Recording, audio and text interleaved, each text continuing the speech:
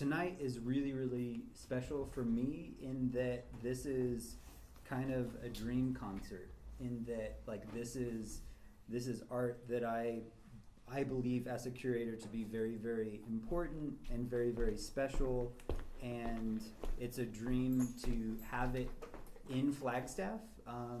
We're going to be talking a little bit before about this composer that you've heard thus far and you're about to hear, named Alvin Lucier. And so I can't remember the last time he actually was performed in Flagstaff, so it's a rare treat, I think, for all of us.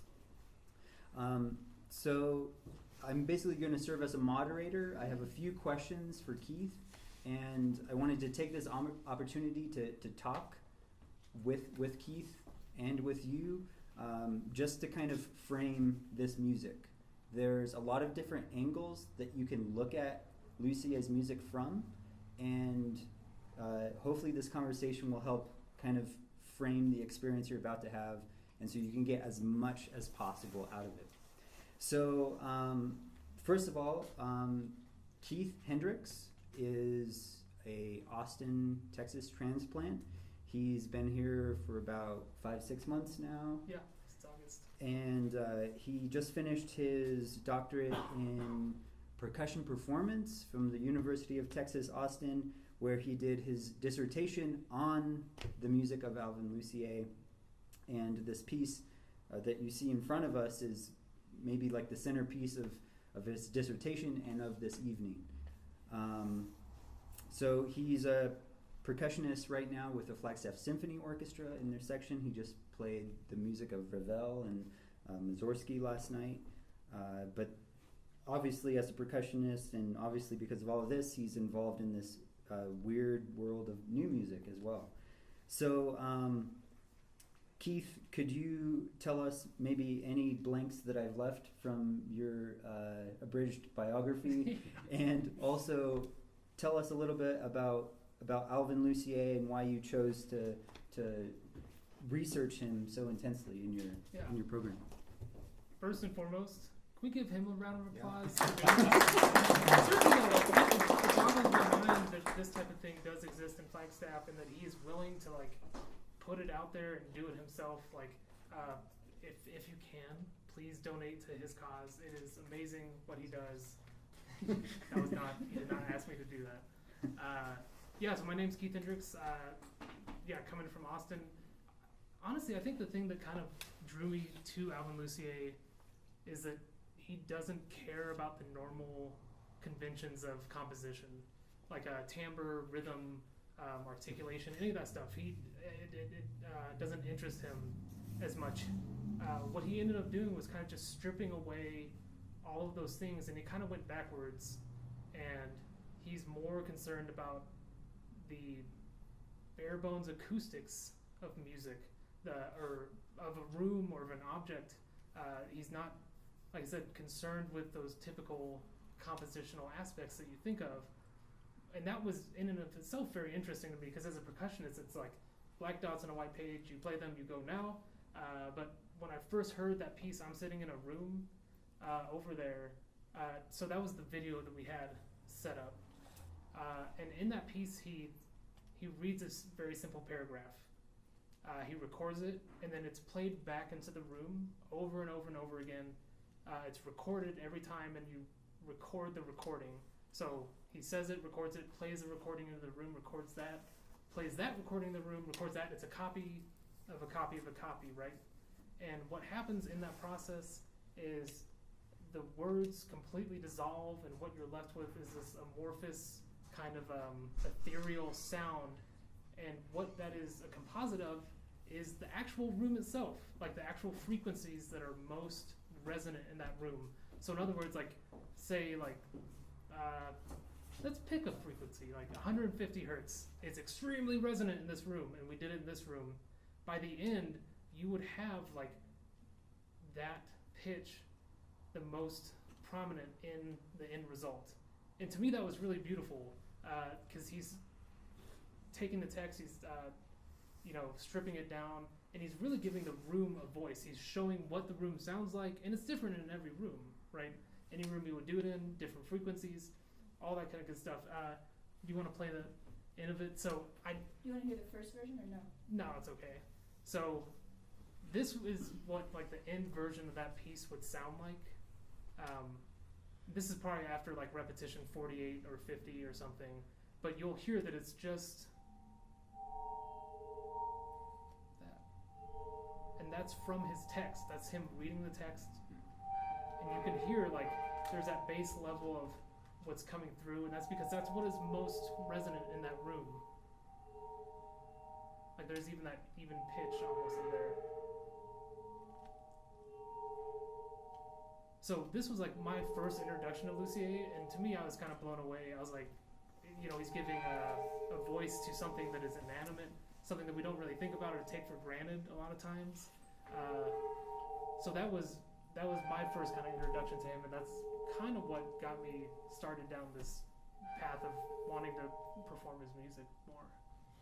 Cool. So, great introduction to Lucier. So, It'll go off.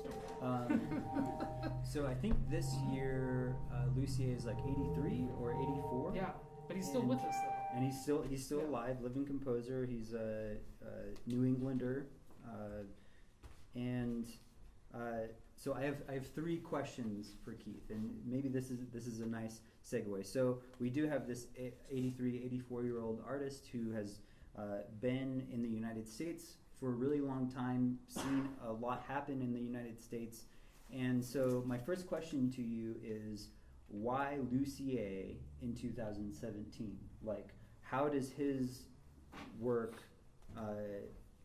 interface with what's going on right now? I guess for me, when you think about Alvin Lucier and like his career, he really kind of forged a new path in electroacoustic music. And I guess what I mean by that is think about like a basic or like the most epitome of electronic music, like Milton Babbitt or Stockhausen or Luigi Nono, all contemporaries of him at the same time doing electronic music.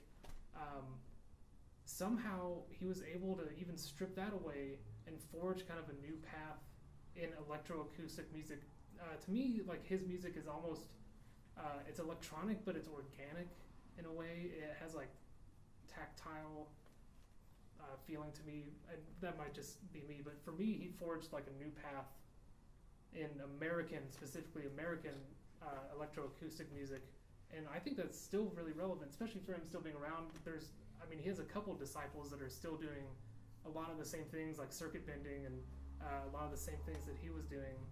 But that's what's most important to me is when I think of him is he really just forged a completely new path alongside with John Cage too, in this kind of realm that was just blossoming at the time, and he found a way to make it not feel sterile and disjunct. Because I do listen to some of that electronic music that I really do enjoy, but it does feel like detached almost, like, or for me, like that there's a lack of human interaction, but somehow his music has kind of a humanity to it for me.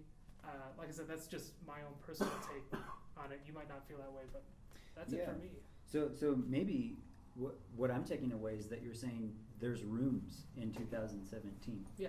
Like, There are still rooms. There are still rooms, yeah. And to talk about, how he's distinctly American too. We have this idea often that, especially now, like the American identity thing going on, there's this idea of American exceptionalism, but there's rooms all over the world, and I really like what you're saying, that like it is organic in that it can happen in a lot of places, and it doesn't have to take place in a concert hall or something like this. Okay, so my second question is somewhat related, and to give a little insight into the centerpiece. So the centerpiece tonight is called Music for Solo Performer, and it was written in 1965. Mm-hmm. 1965. So 51 years old. Like 50 just last year. This piece really set him on his new career path. This was like the first big piece in his career. Whoa. Yeah. So in your writings about it, you mentioned that you call it anti-percussion, and what what Keith means by this idea of anti-percussion is that as you'll see him perform, he's not using his hands whatsoever. And so how do we gauge something like technique, or how do we gauge something like virtuosity when it's completely going against the grain or subverting any ideas we have of a percussionist, right? And then like you're just interacting with these percussion instruments in like the second hand way. And so that, to me, this idea of anti-percussion, I take as a radically political statement. And what I mean by that, and maybe let me qualify what I mean by a political statement. I'm not talking about who did you vote for or what party do you belong to. I'm talking about like a projection of the way that we interact in the world. And so I believe music to be highly political because it's projecting kind of these alternative ways of interacting with each other in chamber music, improvisation, or interacting with instruments. And so this piece in particular really plays with those power dynamics of, you know, am I this master virtuoso of an instrument and I'm going to basically do an exposition of that? It goes against the grain of all of that. So I'm curious, would you agree that this piece is radically political in that way? And if so, how does it interact with today's political situation? Well, shoot. It is, I mean, it is radical in the sense that he did choose to use percussion instruments and completely disconnect the person from them. Like, I cannot quite explain to you how awkward it feels sitting up here. Like, well, let's backtrack a little bit. So, this piece, it only functions off alpha waves. You know, we create 4 different kinds of brain waves, like alpha, help me out, delta. Let's go on. Beta, thank you. Yes. There's another one. Gamma. You're my queen. This only functions off alpha waves, and alpha waves are only created in a state of meditation. So not sleep. Sleep is a different brainwave, but deep meditation and a complete lack of movement or concentration. So not only do you have to sit up here and, you know, be still, but still activate instruments and play them, but you have to calm yourself, go into yourself a little bit, in order to trigger alpha waves, which are then sent to the speakers, which then do play the instruments. I do think that is radical. I don't know if he meant it as much as a political statement. It might, yeah. I did say anti-percussion because, like, percussion is so physical. Like, everything we do, we move, and we always have, like, this third party between us that we're hitting something with, and it's physical. And then to do a percussion piece like this, that is definitely very radical to me. Yeah, and yeah, so I mean, maybe I'm projecting a little bit, and maybe Lucier didn't necessarily talk about it. Some composers do, are very explicit, like this is a political work, it's responding to this, this, and this, and you know, you need not do that. Yeah. Okay, so that's, before my last question, let's talk about the 2 pieces that we're going to hear tonight. So the first one is called Orchestra of Objects, and you and I are going to perform this. Tell us maybe when it was written and how it works. I'm a huge history buff that is terrible with years. So, 1970. I'm sorry, I don't really know when it was written, but it was earlier in his career. This piece, Orchestra for Objects, all these pieces that I try to set up and do, I try to kind of give a spectrum of Lucier and the kind of composer he is and what he does. He's very interested in acoustics. He's very interested in the acoustics of inanimate objects. And this is a perfect example of something that he is all about. It's exploratory. So we're both going to have pencils or chopsticks, and we're going to start hitting them together. You're going to notice there's very little to no like actual resonance in there. And then as soon as we touch on an object, we're hearing that natural resonant frequency of that object. And then from there, we're just going to explore those objects. You're going to hear slight changes, even just as we trace the object, as we change the implement. and things like that. At its very core, that's really kind of what he is interested in.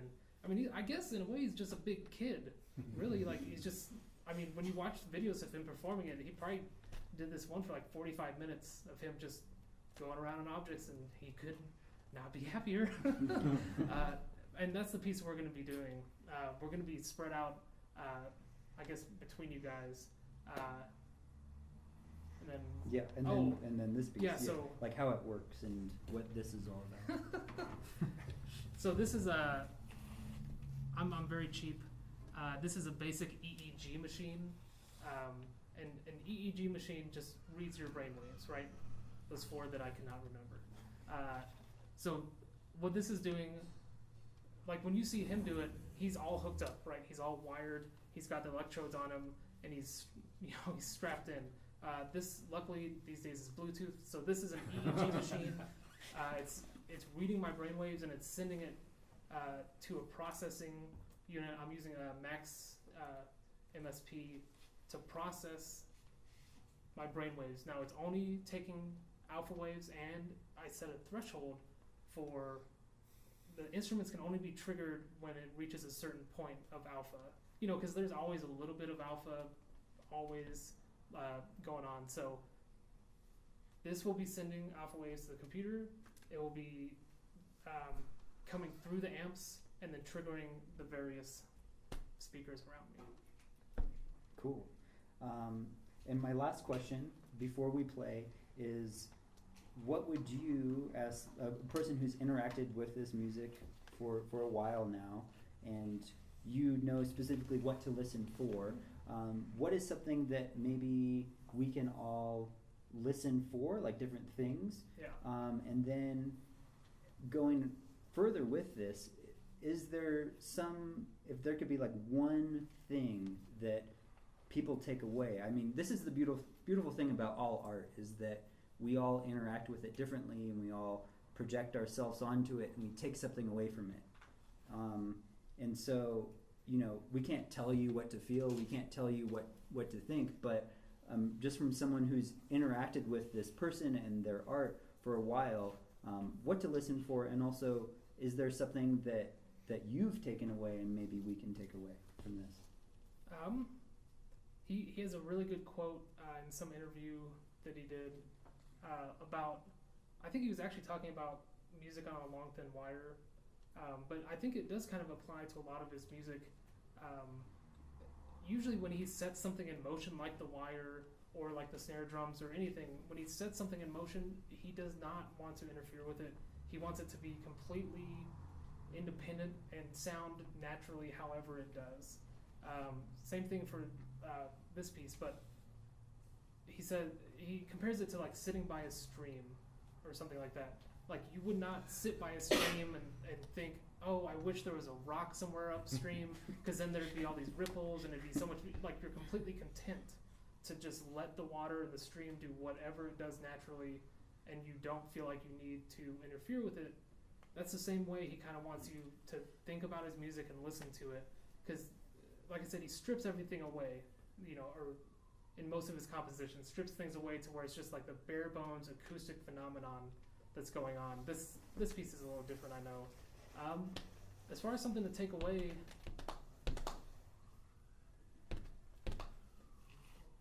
I don't know, I guess maybe with this piece, that the most powerful gestures are not always physical, that they can also be mental, I guess. Because for me as a percussionist, I think like physicality, playing, very physically. And then when I did this piece, I was like, there are other things that are much more important than pure physicality or than, Yeah. Cool. So, Yeah, you probably mentioned this, but I'm not sure I heard it. What differentiates which instrument it goes to once you have the alpha waves? How do we know which instrument it goes to? So what makes that decision? this piece, when it was premiered, it was actually premiered with him and John Cage was his assistant. That's one thing about this piece.